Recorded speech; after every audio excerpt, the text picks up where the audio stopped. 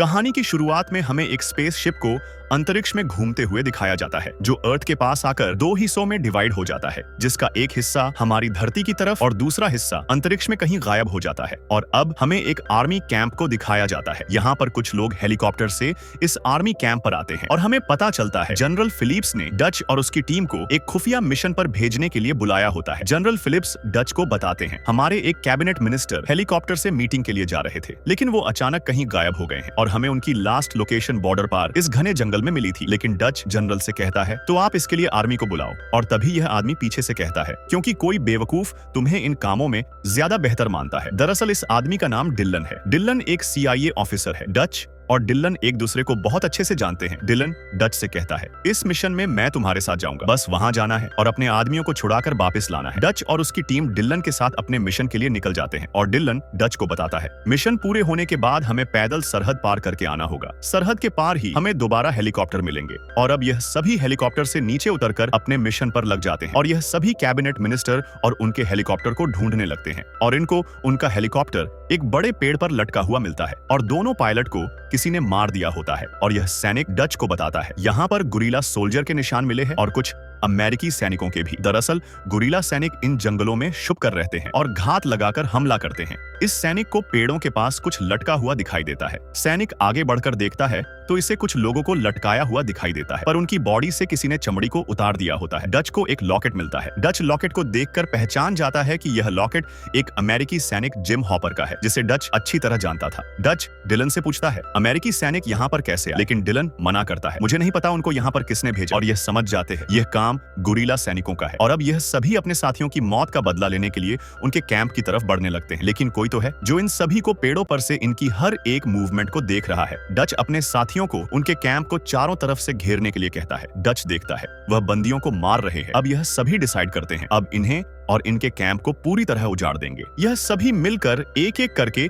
इन guerrilla सैनिकों को मारने लगते हैं। दरअसल यह गुरिल्ला सैनिक अमेरिका के खिलाफ जंग लड़ते हैं। डच इस फ्यूल ट्रक पर टाइमर बॉम्ब लगा देता है और इस ट्रक को धक्का देता है। यह ट्रक सीधा जाकर गुरिल्ला सैनिकों के पास रुकता है। तभी एक बहुत बड़ा धमाका होता है और अब यह सभी इन गुरिल्ला सैनिकों और इनके अड्डे पर बॉम्ब और गोलियों की बरसात करने लगते हैं और सभी को चुन चुनकर मारने लगते हैं। और यह गुरिल्ला सैनिक हेलीकॉप्टर से यहाँ से भागने लगते हैं, पर डच इस हेलीकॉप्टर को भी बॉम्ब से उड़ा देता है और डच ढूंढ ढूंढ कर सभी को मारने लगता है। और तभी पीछे से कोई डच को शूट करने वाला होता है, लेकिन डच खुद को बचा लेता है। दरअसल यह एक लड़की होती है और यह सैनिक जिसका नाम मैक है, यह डच को बताता है यहाँ पर कोई भी कैबिनेट मिनिस्टर नहीं, पर यहाँ पर रशियन सिक्योरिटी एडवाइजर के सबूत मिले हैं, यानी कि यहाँ पर एक बहुत बड़ी प्लानिंग चली हुई थी। अब डच भी समझ जाता है कुछ तो गड़बड़ है। डिलन इन डॉक्यूमेंट्स को देखकर बहुत खुश होता है। डच डिलन से पूछता है, तुमने मुझे धोखा दिया, यहाँ पर कोई मिनिस्टर नहीं है, बताओ तुमने ऐसा क्यों किया? डिलन डच को बताता है, हाँ मैंने तुम्हें धोखा दिया, यहाँ पर किसी भी मिनिस्टर को किडनैप नहीं किया गया था, ये मुझे ऊपर से ऑर्डर आए थे इन सभी का पता लगाने के लिए। देखो हमने इतना बड़ा हमला हमारे देश के खिलाफ होने से पहले ही टाल दिया और जो लोग हेलीकॉप्टर में थे उन्हें मैंने ही भेजा था और उनमें जिम हॉपर भी शामिल था, पर काफी दिनों बाद भी मुझे उसका कोई पता नहीं मिला और तब मैंने तुम्हें झूठ बोला और एक झूठी कहानी सुनाई और तुम मेरे साथ आ गए। अब यह सभी यहाँ से निकलने लगते हैं क्योंकि अब इन्हें पैदल चलकर सरहद पार करनी होगी और तभी इन्हें हेलीकॉप्टर मिलेंगे। डिलन इस लड़की को जिसका नाम एना है इसे भी अपने साथ ले जाने के लिए कहता है, लेकिन डच कहता है अपनी जिम्मेदारी पर लेकर चलो, मुझे क्यों पूछ रहे हो? और अब यह सभी यहाँ से निकलने लगते हैं, लेकिन कोई इन पर पेड़ों पर से नजर रख रहा है और अब यह सभी यहाँ से निकलने के लिए एक साथ आगे बढ़ते हैं और इस लड़की एना को भी अपने साथ ले जा रहे हैं। यह सैनिक जिसका नाम बिली है, ये पेड़ों की तरफ बहुत ध्यान से देख रहा होता है और यह सभी बिली को ऐसे देखकर डर जाते हैं। डच बिली के पास जाता है और बिली से पूछता है, क्या हुआ बिली, क्या देख रहे हो? तभी बिली कहता है, कुछ तो अजीब है, मुझे लगता है पेड़ों पर कुछ तो है जो हमें घूर रहा है। और तभी यह लड़की एना डिलन पर लकड़ी से हमला करके भागने लगती है और डच अपने साथी हॉकिंस को इस लड़की को पकड़ने के लिए कहता है और हॉकिंस इस लड़की को पकड़ लेता है। तभी कोई अदृश्य पावर हॉकिंस पर हमला करके मार इसे देती है और इसकी बॉडी को अपने साथ घसीट कर ले जाती है और यह सभी यहाँ पर आकर देखते हैं तो हॉकिंस का खून और शरीर के टुकड़े वहां पर पड़े होते हैं। डच अपने साथियों को हॉकिंस की लाश को ढूंढने के लिए कहता है, लेकिन इन्हें नहीं पता हॉकिंस के शरीर की चमड़ी को भी उस अदृश्य शक्ति ने नोच दिया होता है और यह सभी हॉकिंस को ढूंढ रहे होते हैं। तभी इस सैनिक पर वही अदृश्य शक्ति हमला करती है और तभी यहाँ पर मैक आ जाता है और मैक इस अदृश्य शक्ति की चमकती हुई आंखों को देख लेता है। मैक और यह सभी मिलकर इस अदृश्य शक्ति पर अंधाधुंध गोलियां बरसाने लगते हैं और इनका एक और साथी मारा जाता है और यह सभी मैक से पूछते हैं, तुमने किसे देखा? मैक बताता है, मैंने बस उसकी चमकती हुई आंखें देखी और उसका शरीर गायब था। और अब यह सभी उस अदृश्य शक्ति को फंसाने के लिए जाल बिछाने लगते हैं और अब हमें उस अदृश्य शक्ति को दिखाया जाता है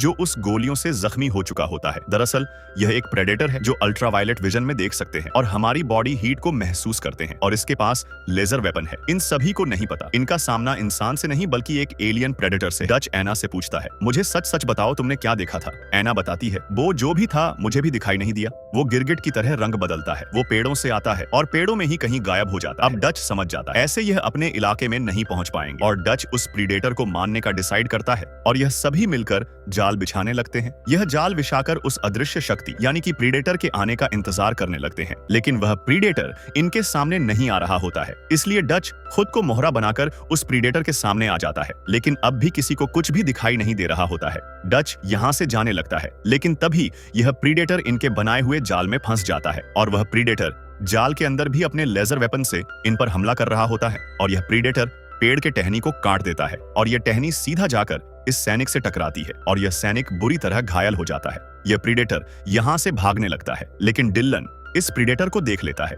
मैक इस प्रीडेटर के पीछे जाने लगता है और डच उसे रोकता है, पर मैक नहीं रुकता है। डिलन और अब डच को यहाँ से हेलीकॉप्टर के पास पहुंचने के लिए कहता है। दरअसल डिलन उस प्रीडेटर को देखकर समझ चुका है इन सभी का बचना नामुमकिन है, क्योंकि डिलन डच और उसकी टीम को यहाँ पर लेकर आया था। इसलिए डच को यहाँ से जाने के लिए कहता है। डिलन अब मैक को ढूंढने लगता है। तभी मैक डिलन को अपने पास बुलाता है और पेड़ों पर देखने के लिए कहता है। पेड़ों पर इन दोनों को वह प्रीडेटर दिखाई देता है और डिलन मैक को इस प्रीडेटर की घेराबंदी करने को कहता है और मैक इस प्रीडेटर की तरफ धीरे धीरे बढ़ने लगता है, लेकिन यह प्रीडेटर मैक को अपनी तरफ आता हुआ देख लेता है और मैक को भी यह प्रीडेटर मार डालता है। डिलन मैक को आवाज लगाता है और डिलन को मैक जमीन पर मरा हुआ दिखाई देता है। यह सभी इस जंगल से निकलने के लिए लगातार आगे बढ़ रहे होते हैं और तभी डिलन को यह प्रीडेटर पेड़ पर खड़ा हुआ दिखाई देता है। डिलन इस प्रीडेटर पर फायर करने वाला ही होता है, लेकिन तभी यह प्रीडेटर डिलन पर अपने लेजर वेपन से हमला करता है और डिलन भी मारा जाता है और डिलन की चीख पूरे जंगल में गूंजने लगती है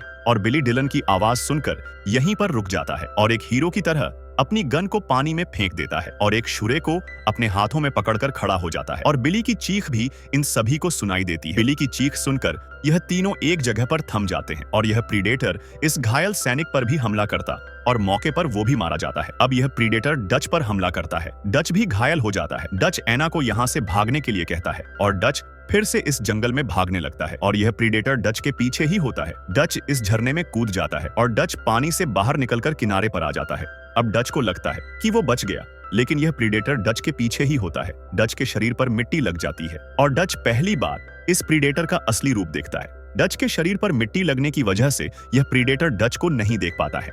डच अब समझ जाता है यह मिट्टी ही उसे इस प्रीडेटर से बचा सकती है। अब डच अच्छी तरह जानता है अगर यहाँ से निकलना है तो उस एलियन प्रीडेटर से लड़ना पड़ेगा। इसलिए डच उस एलियन को मारने के लिए जाल बिछाने लगता है। डच इस भारी भरकम तने को बेल के साथ टांग देता है। डच उस एलियन प्रीडेटर को बारूद से उड़ाने के लिए तीर कमान बनाता है। अब डच उस प्रीडेटर से भिड़ने के लिए अपने शरीर पर मिट्टी लगाकर पूरी तरह तैयार हो जाता है। डच उस एलियन प्रीडेटर को अपने पास बुलाने के लिए जोर से चिल्लाता है और यह प्रीडेटर डच की आवाज सुन लेता है और डच जल्दी से भागकर इस बड़े पेड़ के पास छिपकर बैठ जाता है और यह प्रीडेटर डच के पीछे से डच के पास से गुजरता है और जब यह प्रीडेटर इस आग के पास पहुंच जाता है, डच को इस प्रीडेटर की परछाई दिखती है और डच इसी समय ही इस प्रीडेटर पर बारूद से बना तीर मारता है और एक जोरदार धमाका होता है और यह प्रीडेटर अपनी लेजर गन से फायर करने लगता है और डच पेड़ पर से नीचे गिर जाता है और यह प्रीडेटर डच को देख लेता है और यह प्रीडेटर डच का पीछा करने लगता है।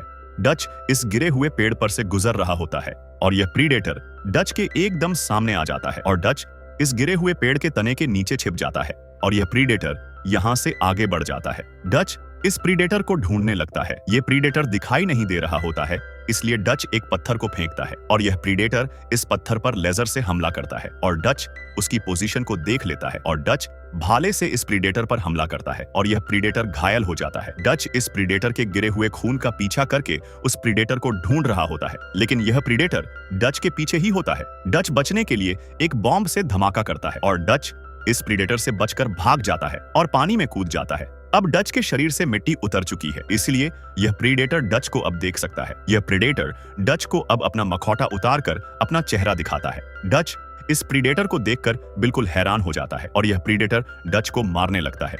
डच बुरी तरह घायल हो जाता है। डच रेंगते हुए वहां पर पहुंच जाता है। यहाँ पर उसने जाल बिछाया था। डच इस प्रीडेटर को पास बुलाता है, लेकिन यह प्रीडेटर इस जाल को देख लेता है और घूमकर डच के पास जाता है और डच ने जो भारी भरकम तने को बेल से लटकाया होता है, डच उस बेल को काट देता है और यह भारी भरकम तना इस प्रीडेटर के सिर पर गिरता है और यह प्रीडेटर पूरी तरह घायल हो जाता है और यह प्रीडेटर समझ जाता है अब मैं लड़ नहीं पाऊंगा। इसलिए यह प्रीडेटर खुद को मारने के लिए बॉम्ब एक्टिव करता है और डच की तरफ देखकर जोर जोर से हंसने लगता है। डच इस बॉम्ब को देखकर भागने लगता है और तभी एक बहुत बड़ा धमाका होता है और यह धमाका होते हुए जनरल फिलिप्स देख लेते हैं, जो एना को अपने साथ ले जा रहे होते हैं और जनरल फिलिप्स डच को भी रेस्क्यू कर लेते हैं और हमारी मूवी यहीं पर खत्म हो जाती है। अगर आपको ये एक्सप्लेनेशन पसंद आया है तो वीडियो को जरूर लाइक करें और इसी तरह हॉलीवुड मूवीज का हिंदी एक्सप्लेनेशन देखने के लिए आपके अपने चैनल अनदेखी सिनेमा को सब्सक्राइब कीजिए।